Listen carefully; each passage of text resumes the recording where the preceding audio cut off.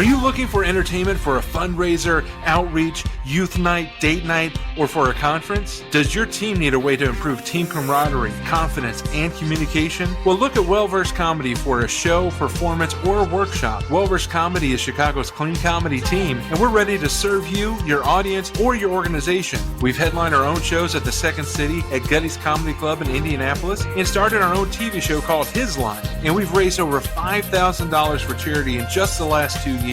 We are now booking for your back-to-school bash, fundraiser, and even your holiday parties. Contact us today and let's see how a night of high-energy, clean, original, family-friendly comedy can make your next event memorable for all the right reasons. Connect with us on social media at WellVersedCMDY. That's at WellVersedCMDY, or online at WellVersedComedy.com. WellVersedComedy.com. For booking information, email us improv@WellVersedComedy.com.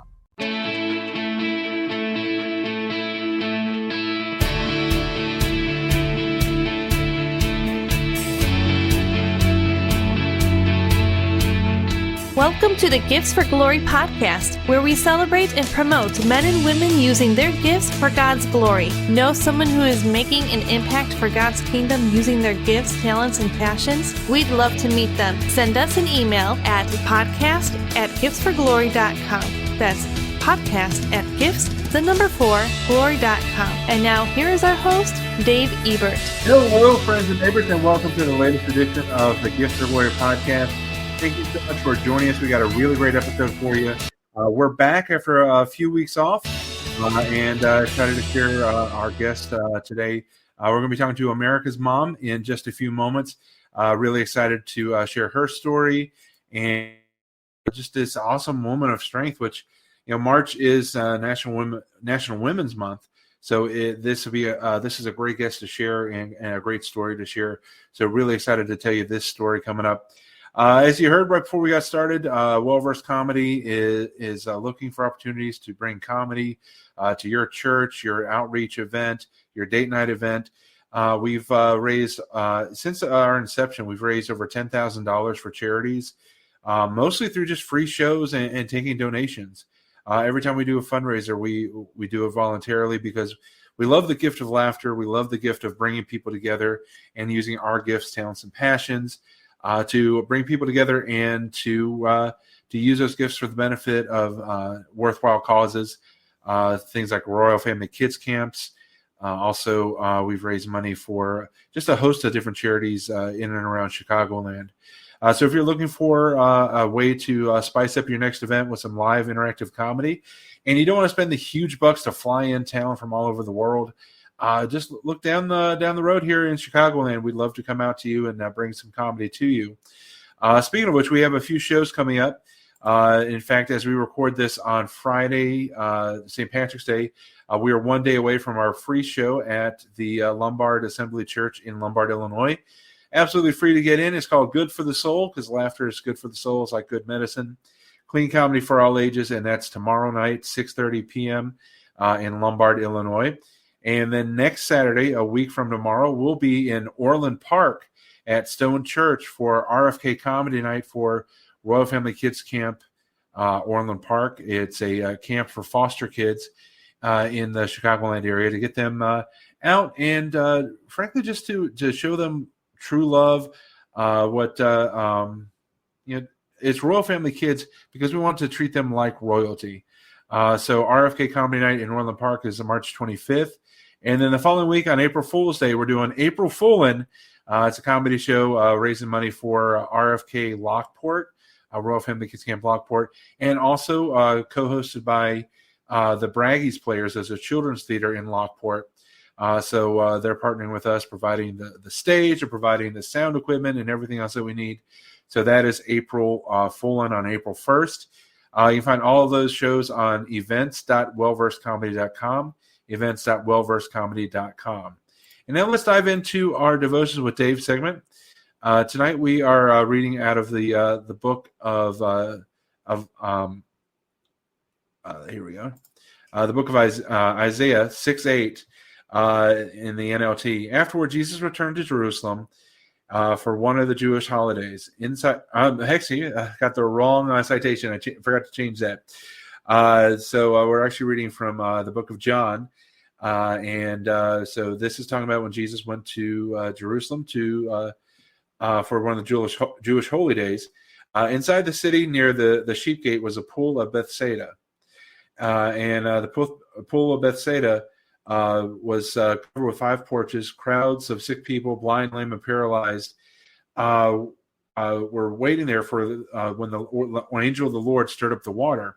And the first person to step into the water was healed of whatever disease he or she had. And one of the men lying there had been there and had been sick for 38 years. When Jesus saw him and knew he had been ill for a very long time, he asked him, "Would you like to get well?" Now, obviously, it seems like an obvious question. Would you like to get well? But Jesus knew that for many that were there at the pool of Bethsaida, that they were there because their illness, their sickness, their lameness was actually a crutch. They were afraid of life. And sometimes we are afraid. We wonder, what would we be if this excuse was taken away? Sometimes we're afraid of accountability. And I think that Jesus saw this man. And this is not my original thought. This is actually a teaching I heard a while back that Jesus knew the man's heart, like he knows our hearts. And sometimes we're confronted with the truth. Do we want to be healed? Because once we're healed, now we have no excuse. We're now accountable. We now have to step forward into that healing. And so sometimes God doesn't give us what we ask for because he knows our heart. And he knows that basically we're not ready for it. And this is just Jesus taking a moment, looking this man in the eye and say, do you want this? Do you really want to be healed? Or is this something that you're clinging on to too much? I know I've kind of rambled on that a little bit, but just the idea is that sometimes people don't get healed because they're too attached to their healing and are too attached to what they're holding on to, and they're afraid to let it go. And God is a gentleman; He doesn't force anything on us. So sometimes in your life, when you're praying for something, check your motives and check to see if you're ready to receive, because God does not want to bless us to death. And take that. Think about that. There's a different way to think about the story of this lame man at the pool of Bethsaida. Is Jesus, instead of just healing him automatically, he asked him, "Do you want this? Are you sure?" Because God is a gentleman. He doesn't force things on us, and he doesn't give us things in order for us to fail. He gives us things in order for us to succeed. So that is our Devotion with Dave segment for today. A little bit disjointed there, got distracted because I didn't change the address in my notes, so I apologize for that. So let's get to our guest at this time. Our guest is Sherrona Bishop. She's a TV personality, a podcaster, a pundit, and a patriot. She is somebody that's become a household name since 2020 after working closely with politicians and campaigns all over the country. Sherrona has a passion for the truth, and she wants to share with the masses what's really going on in our country, because I think that anybody that's watching this podcast or listening, I think we're in agreement that there is an agenda, and the mainstream media does not tell us the truth all the time.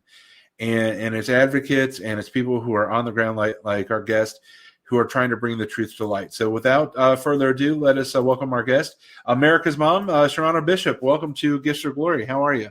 Thank you, Dave, so much. You know what an honor to be on here with you, and thank you for sharing me with your people, and even your message is really timely. I think it's actually a really great launching point is, do you really want to be healed? Yeah. It is just it's such a great question, because I think what's preventing a lot of people from getting into the battle the way that you are, or the way that I've chosen to, or the way God has led us to do, is because they're holding on to things they think they have, not realizing they don't possess a darn thing. Nothing we have really belongs to us. And I think the moment that we finally decide to surrender and give that up is the moment that God can finally do something with us. It's really an interesting question that you're posing there, is, do you really want to be healed, because if you get healed in Jesus' name, he is going to use you. That trauma is out of the way, and we're ready to move forward and see what God has in store for you, because before we were even born, he had this plan for us. And like you said, I just thought that was put really well. He's such a gentleman. He's not going to force his way and his will on us, but he has such a beautiful plan for us. And I was listening to the author of The Heart, Jonathan Cahn, and he was talking about how the things we're doing right now, what you're doing right now, this is what you're going to be doing in the kingdom to come.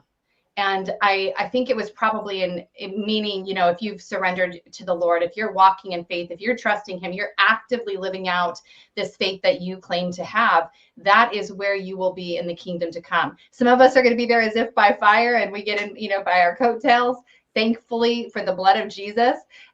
But there are others, though, who are actively living and walking out their faith right now. And one thing I read in 2013 that really deeply affected me, I'd read the passage a lot, but I don't know why it just affected me differently. I'd gotten a book when I graduated from high school. And in the book, it was all these different passages about your future and how God wants to bless your life and all these things. I never read it till 2013. And the passage said, you must believe God is good and that he is a giver of good gifts. And I don't know why that hit me so different in that time, but I really was like, God gives good gifts. He really wants to give us good gifts. And I'm not thinking carnally, I'm thinking peace of mind, power and authority. When you take your stand, even the way you're speaking, you know what you know.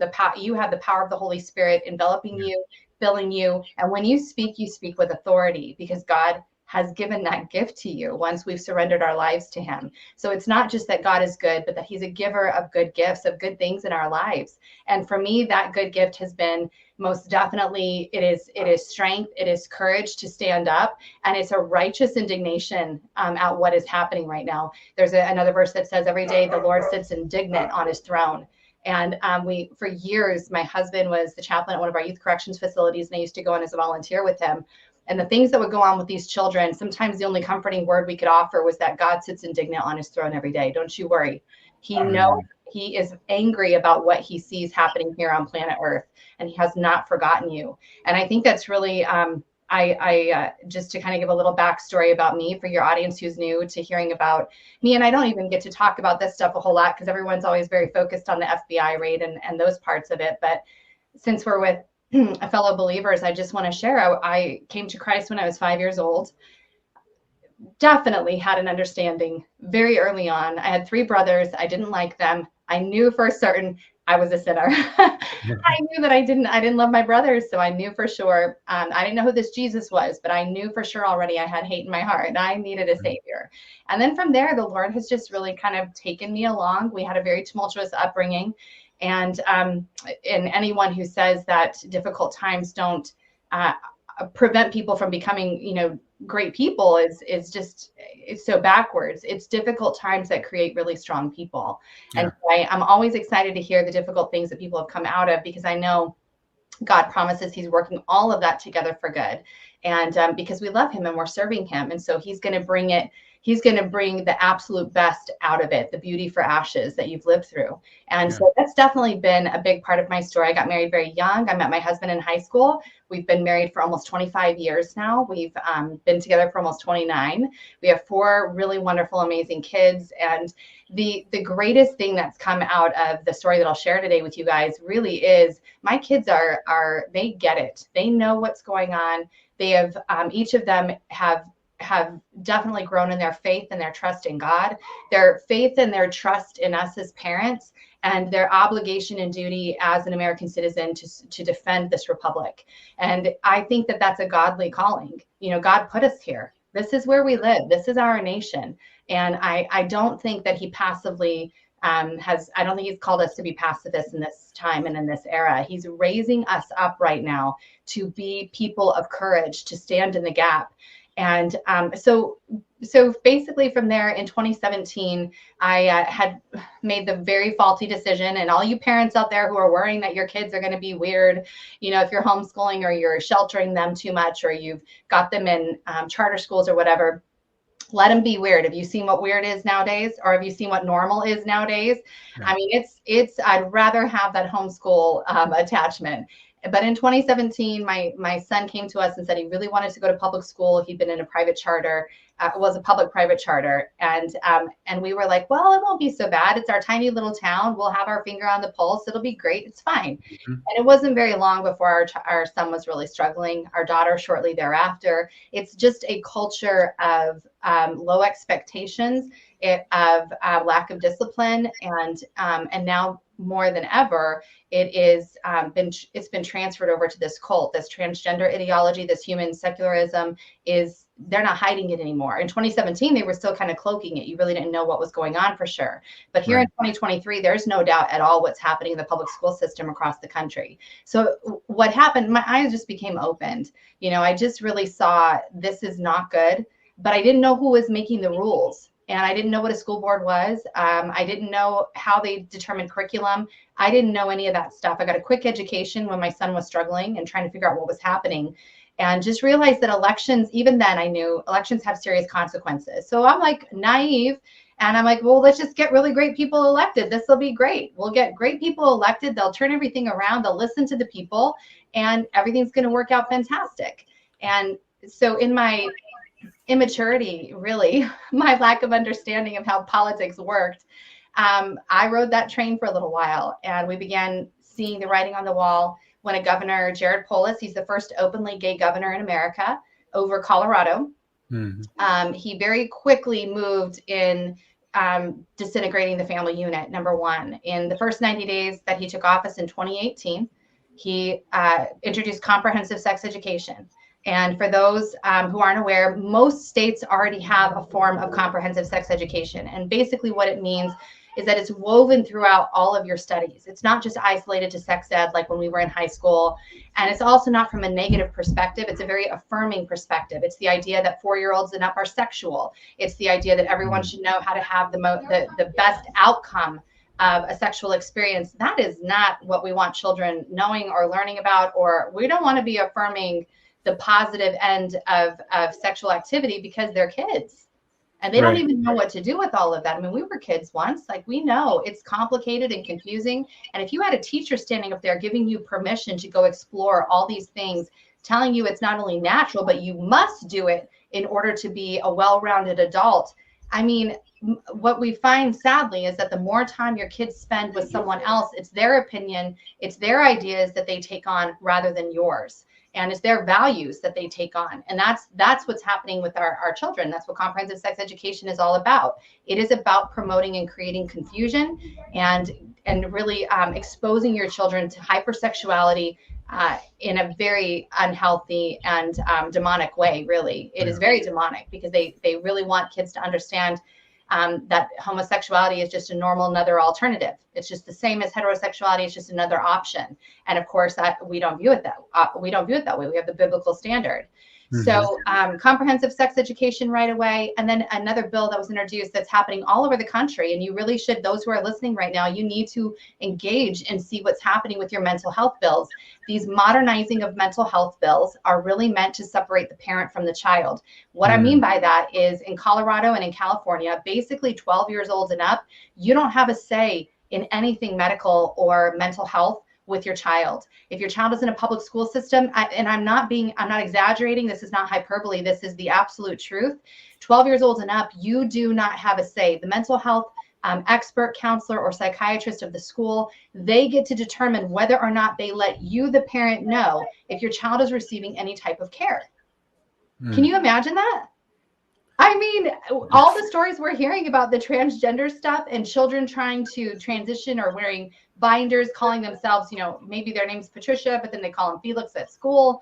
The hiding and the lying that teachers and administrators are doing with parents. For us, we've been dealing with that for several years now in Colorado. And I really just thought if people know what's happening, Dave, I was just so naive. I thought if the public knows what's happening, they're going to stand up. They're going to rise up with me, and they're going to be like, pull your kids out of school, get rid of these demonic teachers and these demonic curriculum, all of this, right? That's what I thought was going to happen. So in 2019, April of 2019, after much prayer and consideration, trying to figure out what it was that God, what am I doing with all of this stuff? I've got this passion like crazy. I've got a fire in my belly that just cannot be contained. And I am ready to flip tables. I'm ready to die on this hill for my kids. Lord, what do you want me to do with it? Like, what do we call this thing that's happening right now? And it's embarrassing actually. And it is just embarrassing. I was sitting there, I'd been praying for weeks, just asking the Lord, what are we doing? What are we doing? And it really came to me in my quiet time. It's going to be called America's Mom. And I responded, this is obnoxious. People already are like, what are you doing? This is going to be one more reason for them to dislike me, claiming that I am the America's mom. But the reality was, it's the representation that this is the spirit that American mothers need to adopt. God's given me this spirit, this indignant, I am righteously angry about what's happening with our children under the watch of our men, under the watch of our government. And that's my job and my responsibility to draw attention to it. So America's Mom was created. And Dave, the very first thing we did, this is what got us on the map, was I sat looking very similar to how I look right now. I got my hair and makeup done. I'd read a lot of Phyllis Schlafly. So I was ready to take up the mantle of the moms and go make muffins or whatever we need to do to get political support. And I just sat there and I read the comprehensive sex education bill on a Facebook Live. That's it. And it went crazy because they said I didn't know how to read a bill. I was just reading the bill. And I know it was horrifying, but I didn't write that bill. Those people that we elected to represent us and protect our way of life, they wrote the bill. And they thought that I was making stuff up. They said, there's no way. It doesn't say that. You're an idiot. I mean, it just exploded. And that's when we knew they're major triggered. Because if regular people like me start taking an interest and start fighting for my kids, there's no way the darkness can win. There's no way. Yeah, the darkness cannot exist when you shed light on it. And that's been the problem, is we in the church have been too naive, too trusting, too complacent to start shedding light on darkness. Yes. We've allowed ourselves to be silenced because, well, we don't want to be the prudes. We don't want to be the judgmental people. We don't want to scare people away from the church by upholding sin. Let the Holy Spirit convict, and we'll just love. And unfortunately, every inch we gave, the enemy took a mile. And that's why you have men in women's clothing gyrating in front of kids in schools on our tax dollars. Yes. Because we were very complacent for a very long time. And we're in every community. I think everyone's waiting for that one person to actually stand up so that we know that we're not alone. And in your case, you were the one to stand up. Yeah. And I to speak to what you're saying, the time for diplomacy is over. This idea that decency matters more is over. They're mutilating our children. They're killing our children post-delivery. They're literally targeting, going after, sexualizing our children. Adult teachers are plotting and planning and scheming how to get your child into a drag situation, into a transgender situation, into a homosexual situation. They're teaching our children this stuff. The days of diplomacy are way over. And I think people need to really pick up their Bibles and start reading it. The spirit of Phineas is alive and well in the hearts of mothers. And when we see unrighteousness, when we see evil and wicked behavior, we need to be like Phineas, and we need to pick up our spear and we need to drive it through the heart of that issue.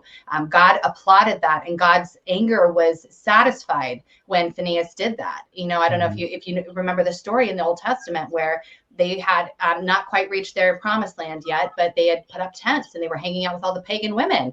And they were told not to do that, and they did it anyway. And it got so bad that they were bringing these pagan women into their tents where they're supposed to be having their religious rituals, and they're fornicating with these women in the tent right there for everyone to see. It's exactly what we're experiencing right now. Exactly.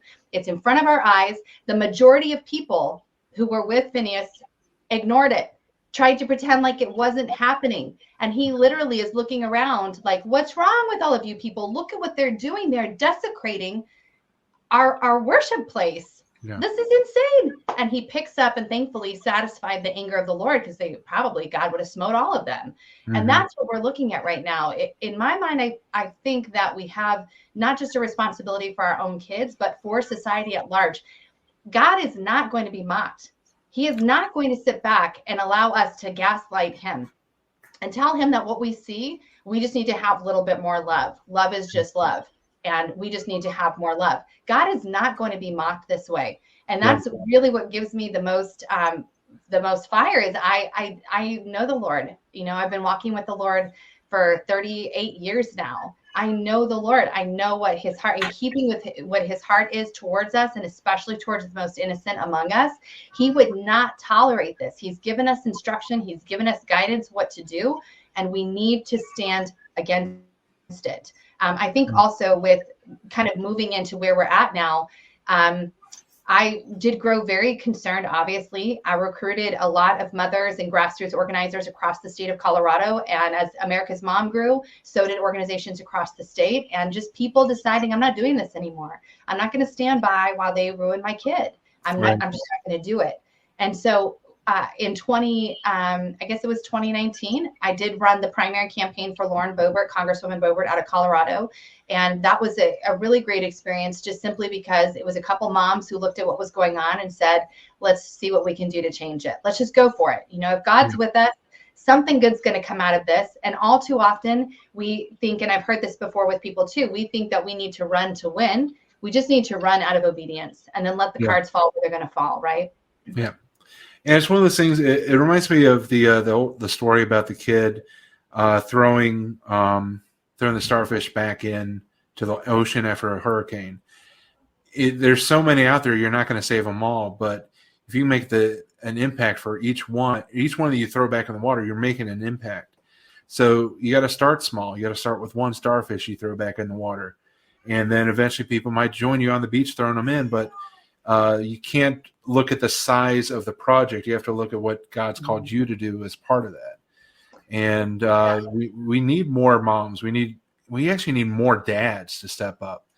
There's far too many dads that are ceding their power to either their wives or to the school because they're busy with work, they're busy with their downtime hobbies, and they're forgetting that their job as a spiritual head, the spiritual warrior of the home, to protect the kids from this onslaught of indoctrination. Because if they can't, from my perspective, if they can't get your kid in the womb, they're going to get them another way.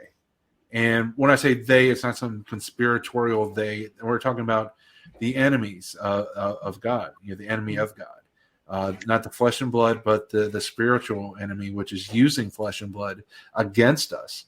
But our real enemy is the spiritual enemy, and we've not done nearly enough to use our authority to fight him. I couldn't agree more. And I want to say this, and hope your audience understands, like, I'm not a homeschool mom. When we finally pulled our kids out of school, it was out of necessity. It was because I was like, they're not wearing masks, and we're not going along with this stuff anymore. And they're not going to get dumber every day they show up here. Like, it really was just these are my kids. They're my responsibility. I don't like what I'm seeing. I'm not going to tolerate it. Yeah. I didn't have a strong moral thing about public school versus homeschool at that time. I really didn't. And I want your audience to know that, because I think it can be, like you said, overwhelming to think about changing everything about your life in order to save your children. But God is really gracious. It has been bit by bit, and the anger and the vitriol has been just enough to compel us to do what's necessary. And then he leads us down the path to get it done. And I can say that with everything that we have done, that is what has happened. God has been like, I just need you to obey, and then I'm going to show you the path forward. So don't worry. And at this point, when everything exploded for us and we were garnering national attention, the comprehensive sex education bill was a really big deal because people just didn't believe it was happening. My husband worked for criminal justice. He worked for the judicial system in Colorado, and he was getting a lot of attention. And they don't really like that because it was our Colorado government that was passing all these bills. And I think we had to come to a point. There was a lot of arguments. I want to be really transparent with your audience too. We had a lot of arguments. There was a lot of, it wasn't so much I'm mad at you as much as God is calling us to this. And we've got to walk in faith somehow that this is what he wants us to do. I believe it with everything I have. There was a lot of times of me just talking to the Lord and saying, you're going to have to work this out, because I can't be saying yes to you and then be at odds with my husband. Like, that's not, you don't want that either. And so it took us a little while to sort it out. That is really, we were doxxed. Our kids' pictures were put out for the public. We had swarms of just crazy radicals. Our social media was shut down. We were taken off of Twitter. Our YouTube was pulled down. I mean, we were above the target. You want to know if you're above the target? That's how you know. And so it was a lot of uncertainty. Like, is this really what we want to do? We have a good life? Do we really want to start putting ourselves out there and be the target for all of this? And at the end of the day, once we got through the initial, I call it baptism by fire there. Once we got through that initial fire, and we just submitted to God, literally was the word for 2020 was surrender. That's what we did. We surrendered our lives and said, whatever you want, just keep walking us through it till we, and just kind of keep taking us through it until the next thing. And that's literally what has happened. Between investigating elections, exposing our school districts and what was happening there in November 16th of 2021. So this is a full year later. We're just doing what God's asking us to do. We're running campaigns. We're just working quietly, just doing our thing.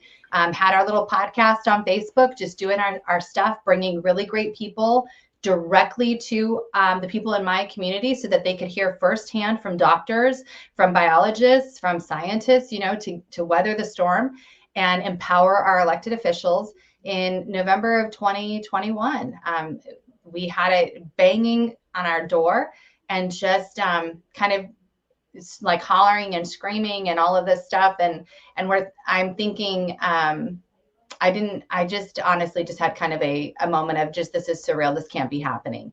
My two little ones were schooling at the table. I just pulled a berry cobbler out of the oven, and my husband was working downstairs because it was still the COVID era. And of course, judicial never went back to work until just recently, really. So he comes upstairs and we hear, this is the FBI, open up, we have a warrant. And this is where you really are, where people are trying to decide, do I want to have this target on my back? Well, the reality is that if you are a Christian, if you're a conservative, if you've ever put anything out on social media, you're already on a list, guys. It's already done. You're already on the list. There's nothing you can do about that now. What you really have to do is decide, am I really going to fully walk in submission to God or not? And I don't know where he will take you. I don't know what he's going to ask of you or what he's going to require from you. Maybe it's being a great researcher for someone who is more in the public. Maybe it's homeschooling and starting a pod for your community. I don't know. God's calling you to something, though, that only he can do through you. You're not going to be able to do it in your own strength because it's just really overwhelming. And I think when I look back at what happened with us the day that the FBI showed up, I was extremely vocal. I was very public, very transparent. I was calling out the elected officials that we knew were just out. They're just criminals. They're the evil people that, the whitewashed sepulchres, just bad people. And they are. And I know people will tell me, well, Sherrona, we don't wrestle with flesh and blood. We wrestle with spirit.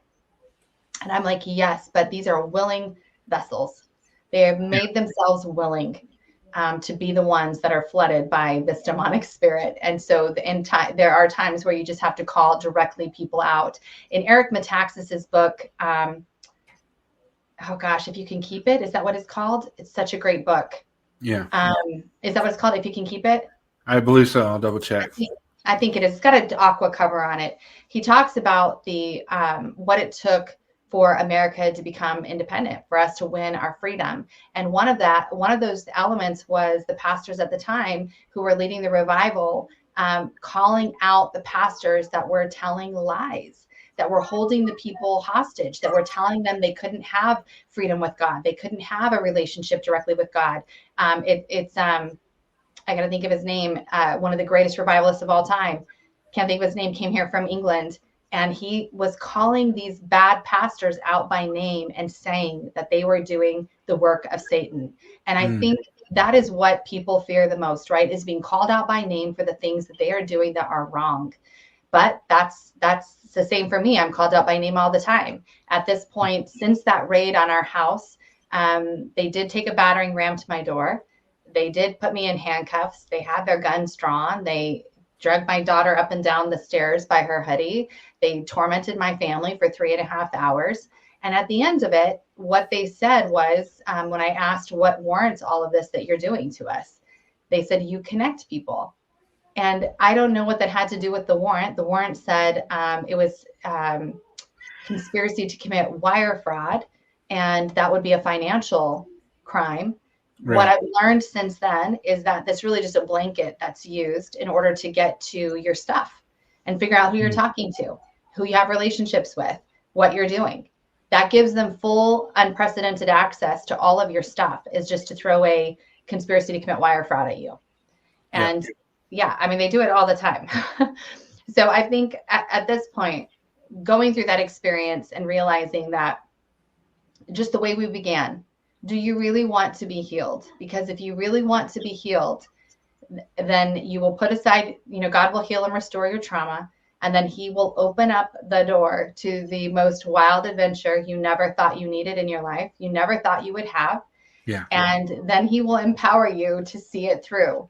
And I've learned, and I hope that your people listening will just really take this with them. You cannot serve God and walk in fear at the same time. You just absolutely can't.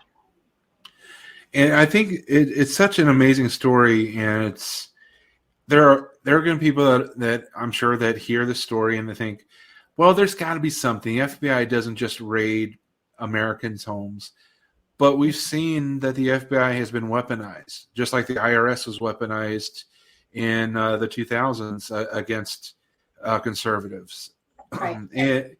And yeah, there's no perfect side. There are abuse of powers on both sides, but more and more, by and large, conservatives and Christians are seeing the government come against them.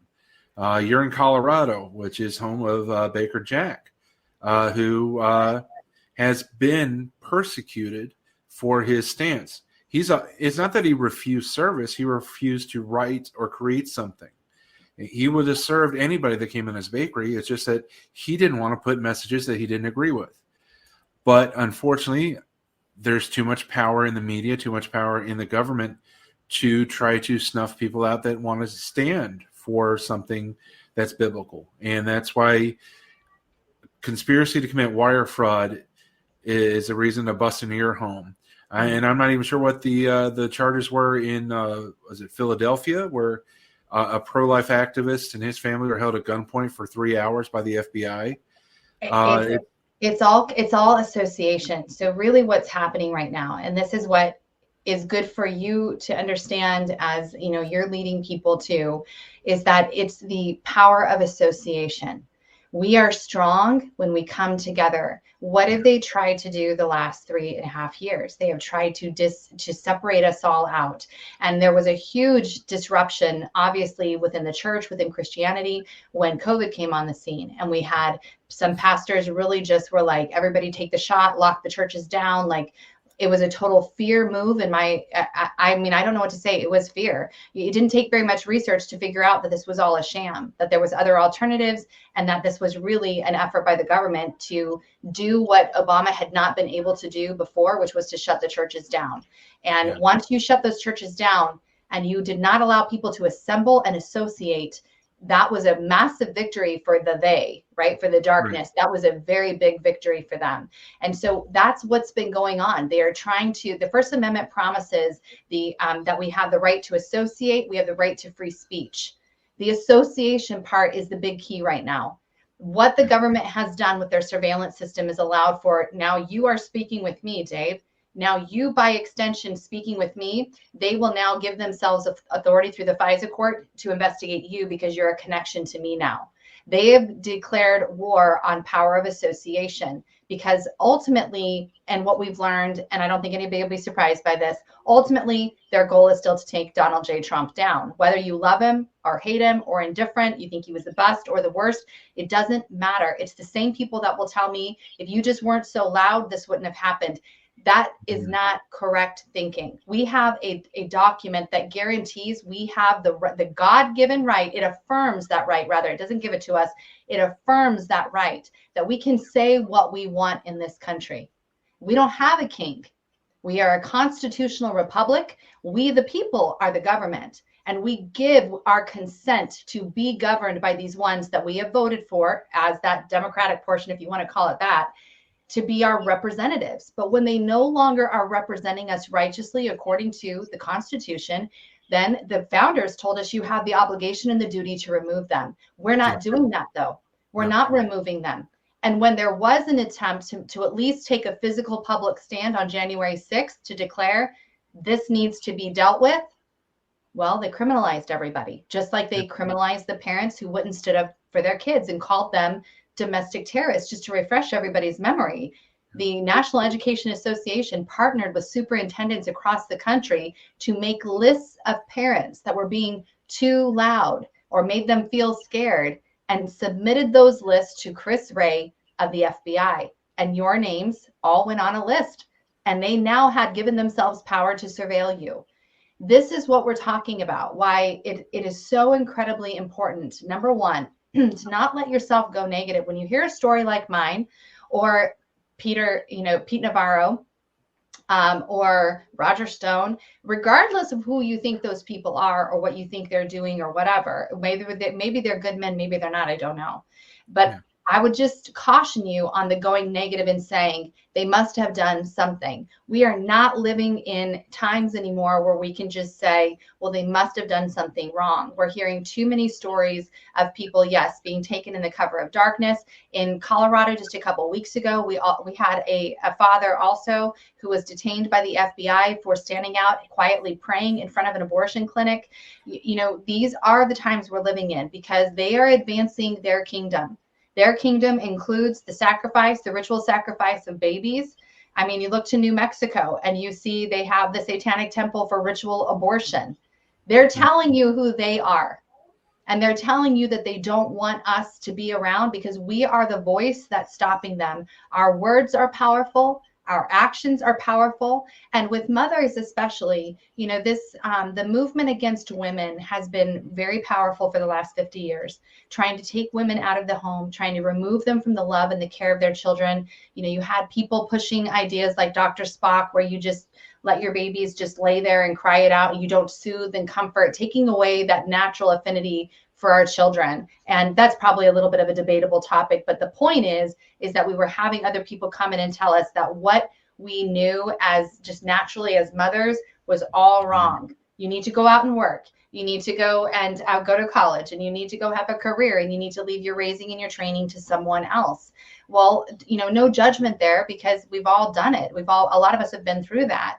But I want to encourage you just to really think outside the box and don't let yourself just fall prey to the narrative that's going around and going negative on those who are standing up, because our eyes have been opened and it's going to cost. You know, Jesus said, in this life, you're going to have trouble. He did not promise us that it was going to be rainbows and lollipops at all. He said, you're going to have trouble. But, you know, going back to that, do you want to be healed? Well, I want to have, if it's going to be trouble, it's going to be trouble on Jesus's team, because I also know that he's promised that he is going to see us through this. No matter what the end is, he is going to see us through this. My family, your family. And so we need to just, you know, rest in that. You know, you will have trouble. Jesus never lied to us, ever. And so embrace it. And then let's see what adventure God has planned for you. Yeah. Rest in the Lord, but don't be lazy in the Lord. And because there is a war for our kids right now. My wife and I, we want children. We're trying. But there are times where I'm like, honey, are you sure?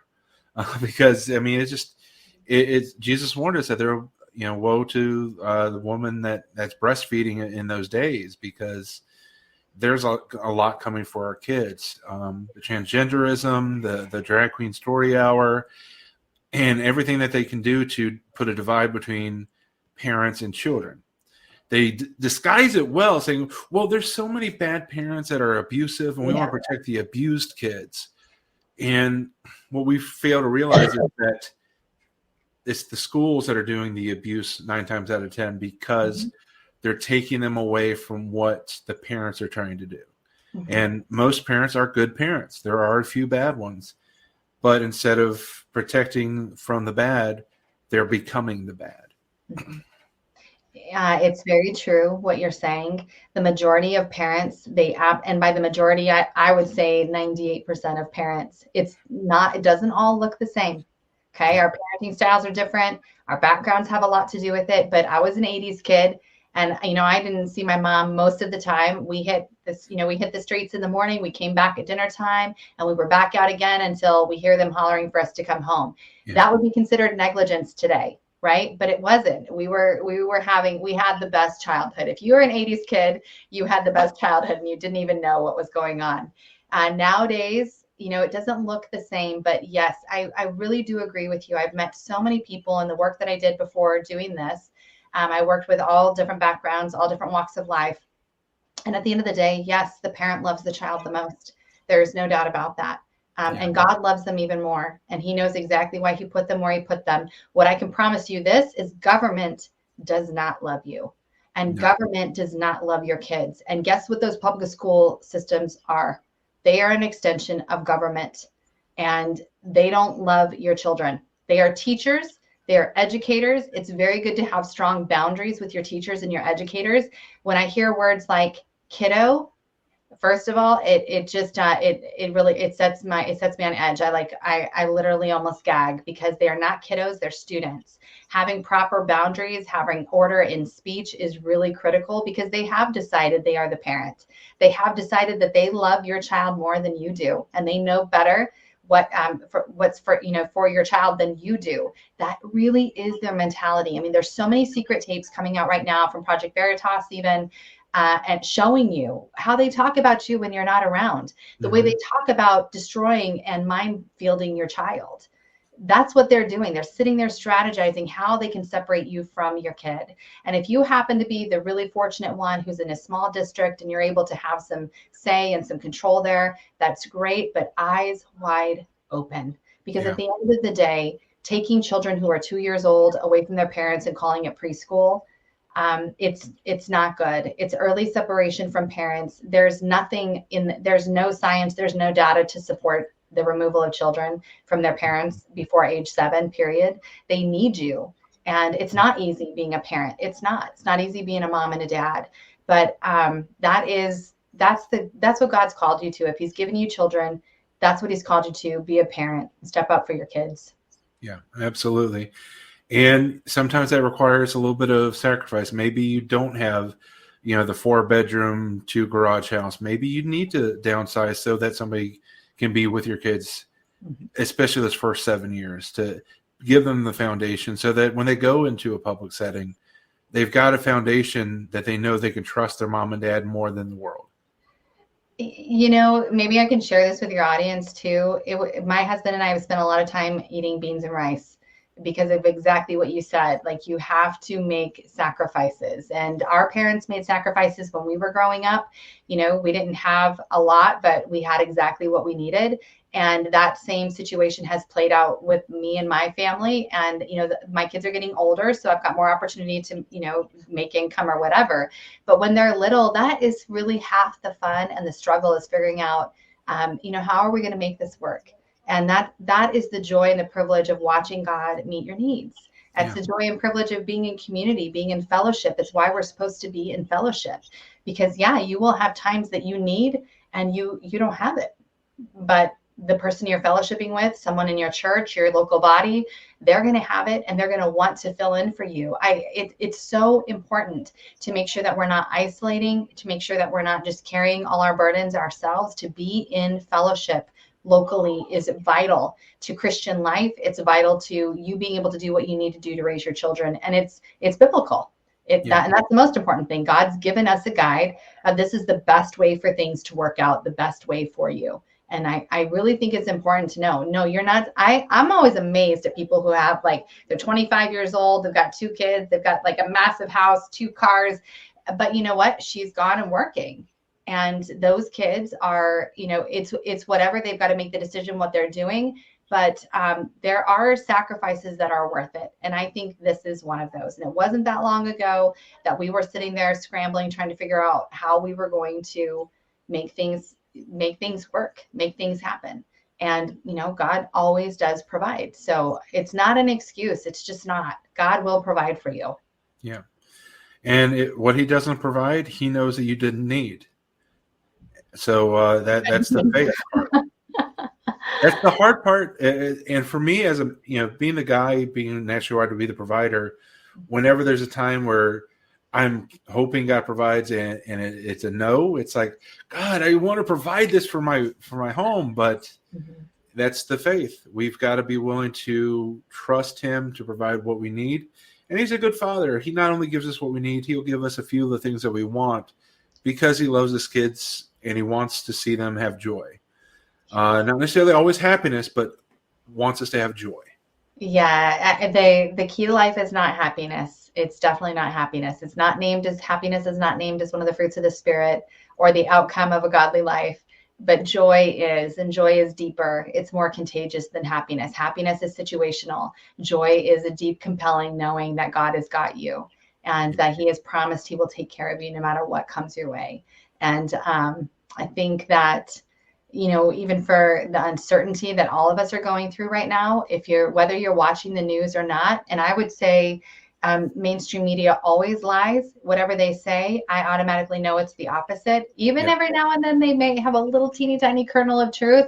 It still has rat poison in it. And I love things like this, like what you're doing, podcasts like this, news shows like this that are really telling you guys the truth. That's really this alternative media, this parallel universe really that we're creating here because people are getting involved, because people are tired of being told what to think and what to believe. And we really do, this is a really cool attribute that God gave us. We really do want to have, for people to have truth. We really do. I don't know if that's just the spirit or if it's humanity at large, but I know that's been an outpouring for me as I really want people to know the truth and walk in the truth and trust God in that truth. And so this parallel markets and banking and media and all these things that the patriots are growing is just phenomenal. And I highly encourage everyone, support these efforts, support these great people that are doing this stuff, because I'm sure, Dave, I'm sure you've had people going, what are you doing? This is crazy. Why do you do that? Why do you have to be out there? Why are you on social media? It's the devil's playground. All of these things. Well, the culture war is happening here on social media.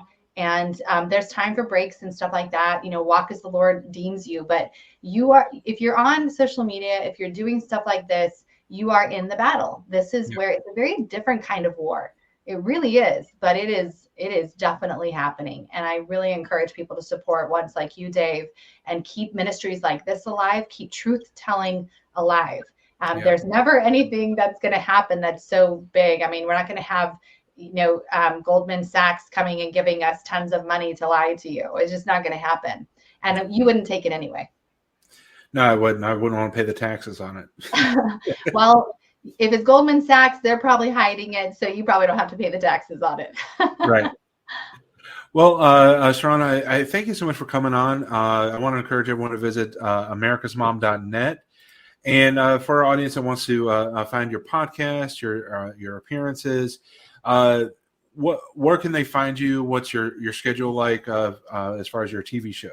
Yeah, absolutely. So we are on Frank TV, which is another great resource for media and news. All the truth is happening there. I'm on Monday, Wednesday, Friday, 2 p.m. Central Time, 3 p.m. Eastern Time. And then on all your social media platforms, my husband and I do a show called America's Mom and the Mister on Tuesdays and Fridays at usually 10-ish a.m. I say ish because sometimes there's something with the kids or something, but usually 10 a.m. And we have a lot of fun. I think just in closing with you, and again, thank you for giving me this opportunity to share with your audience. I just really encourage you to plant your feet and just be strong. When you have that feeling of, if I say that, this is probably what's going to happen, then you probably need to say that. You probably need to do exactly what God is prompting you to do, and then just let the cards fall where they're going to fall. We try to control our lives. We try to hold on to what we think we already possess. And that's not God's way. It's not. And I promise you, I've never seen the righteous man forsaken. I have not seen it ever. And I definitely have not. The Lord has never abandoned me. Sorry, a little screen thing went off. But the Lord has never abandoned me. He's never abandoned my family. And if we had more time, I would just share the miracles that God has brought in my life. But not only our show, America's Mom, was formalized. I work with the great Mike Lindell, such a great patriot and just such a godly man who's fighting for this country. I've had the opportunity to meet with President Donald Trump and just so many incredible people around this world that are standing up for you and are saying, America, please don't lay down. Please stand up and fight, because this is still the city on a hill. This is still the bright and shining beacon of hope, of faith, of a symbol of God's goodness in the land. That is still what America is, and she is worth fighting for. Absolutely. Amen.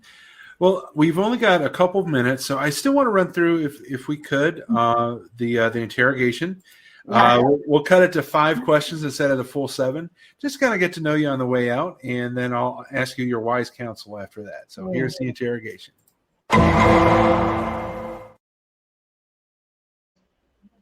So first question, what makes you laugh? Anything that the liberal does. There you go. I love comedy. Yes. Yeah. All right. What's your favorite comfort food? Oh, chocolate and coffee. Nice. With whom do you most identify in Scripture? Phineas. All right. And our next question, where would you most like to visit in this life? I really would love to go to Greece. I would love to go and see Athens, and I would love to go see those places that Paul walked around and spoke at. I'd love to see where he gave the whole message of the unknown God. I would love to see that. I think that's where I would, if we can, that's where I'd love to go. Nice. I like it. And final question is going to be, if you could go back and relive a moment, whether for the good, because you love the moment, or to fix something, what would that moment be that you'd like to relive? There's so many. Oh gosh. I try, there's a lot of things I would do different in my life. They've all brought me where I am right now, but just for the sake of my own spirit, I would make sure that I kept stronger boundaries. I would stand up for the things that I knew were right. Too many times things happen and we just kind of go, I don't want to hurt someone's feelings.